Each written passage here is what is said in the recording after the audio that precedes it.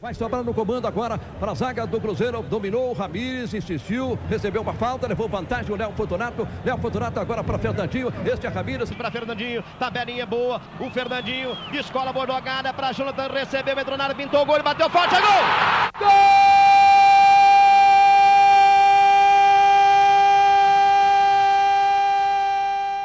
Brasil está vazio na tarde de domingo, né? Olha o sambão, aqui é o país do futebol. Brasil está vazio na tarde de domingo, né? Olha o sambão, aqui é o país do futebol. A maioria absoluta que liga o rádio para ouvir Inconfidência, na transmissão dos jogos do Cruzeiro, a maioria absoluta torce para o Cruzeiro. A maioria que liga o rádio na Inconfidência para ouvir os jogos do Atlético, torce para o Atlético. E se a Rádio Inconfidência viaja para São Paulo para fazer um jogo entre Atlético e Palmeiras, por exemplo, ela não vai por causa do Palmeiras, ela vai por causa do Atlético. Se a Rádio Inconfidência viaja para Porto Alegre para fazer Cruzeiro Internacional ou Cruzeiro e Grêmio, ela vai por causa do Cruzeiro. E, evidentemente, é para esse público que nós estamos falando. Você tem a sua praça, né? Não tem como você fazer uma coisa nacional. A televisão, acho que sim. De repente tem um jogo de rede, como a Globo, que é uma coisa que são milhões e milhões de telespectadores. Eu acho que aí tem que dosar. Mesmo assim, a gente sabe que as pessoas acabam entregando, mesmo que sem querer, que está pendendo, né? Tendendo um pouco por mais um lado daqui ou de lá. Eu brinco, eu chamo de o eixo do mal, né? Como a mídia está toda concentrada em São Paulo e Rio, principalmente em São Paulo, eles não sabem o nome dos jogadores dos outros clubes e tem um campeonato nacional de futebol. Hoje, muita gente, quando eu estou na rua ou perto da torcida, conversando, muita gente fala: ô Roberto, eu te ouço desde pequenininho, né? Esse aqui é o meu filho, está te ouvindo também. Nós temos uma audiência muito grande com as pessoas mais velhas, com as pessoas, né, adolescentes e as crianças agora. Durante anos e anos, cobrindo preferencialmente jogos de um time X, e chega o torcedor do time Y e diz para você: pá, eu gostaria tanto que se transmitisse os jogos do meu time. Isso já aconteceu comigo aqui em Belo Horizonte muitas vezes, e em outras cidades também. Tem aquele ouvinte também que acha, por exemplo, fulano de tal, quando transmite jogo do meu time não ganha de jeito nenhum, então muda de narrador. Muita gente, às vezes, até se baseia, ele está vendo o jogo, ele sabe se um jogador está bem ou não no jogo, mas ele se baseia na opinião do comentarista, ou naquilo que o repórter está falando, para fazer a opinião dele, né? Outro Atlético jogando melhor, dominando até esse segundo tempo, né? As posses de bola, acertando mais os passes e marcando melhor, por isso a igualdade no jogo. Eu me lembro de um caso de um querido amigo meu, foi dirigente do Cruzeiro, já falecido, que dizia o seguinte: acredito mais no Alberto do que naquilo que eu estou vendo com os meus olhos. O que ele me diz é que é verdade.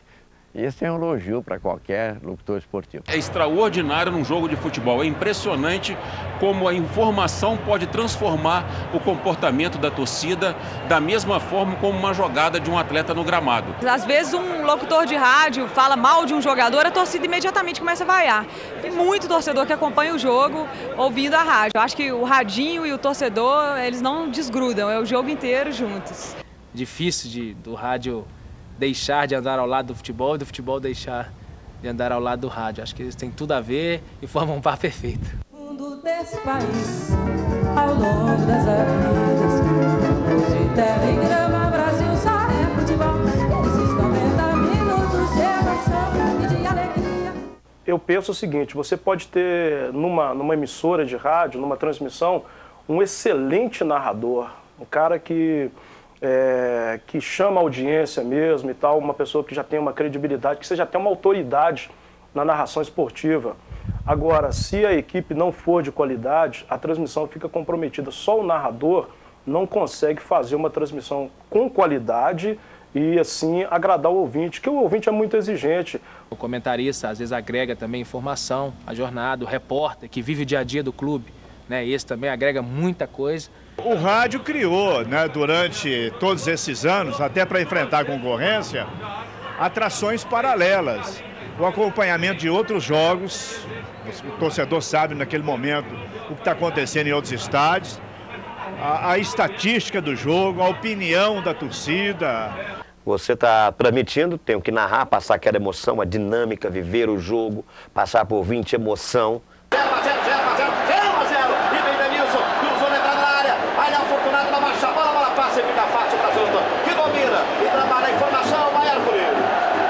E o repórter é pegar detalhes que a gente lá de cima da cabine não está vendo. Os detalhes do treinador que chamou a atenção, olha, tem que marcar ali, tem que pegar, entendeu? Ou um jogador que ele ouve atrás do gol, ele consegue ouvir que um jogador está reclamando com o outro. Quem é que nunca veio para um estádio de futebol ouvindo um radinho de pilha, acompanhando as notícias de bastidores, escalação, o que acontece na beira do gramado? Eu aqui, ó, eu chego no Mineirão, já tô com o meu radinho aqui, vou acompanhando, porque eles têm muito mais tradição e muito mais equipe. Como eles não precisam de cinegrafista, de estar fazendo imagem, é mais fácil, basta colocar um repórter em cada canto, então a notícia chega mais rápido. Hoje temos, por exemplo, o Brook aqui, que também está nessa linha. Você pergunta a ele qualquer coisa sobre um time lá do interior do Piauí, dificilmente ele te nega a resposta, porque ele sabe.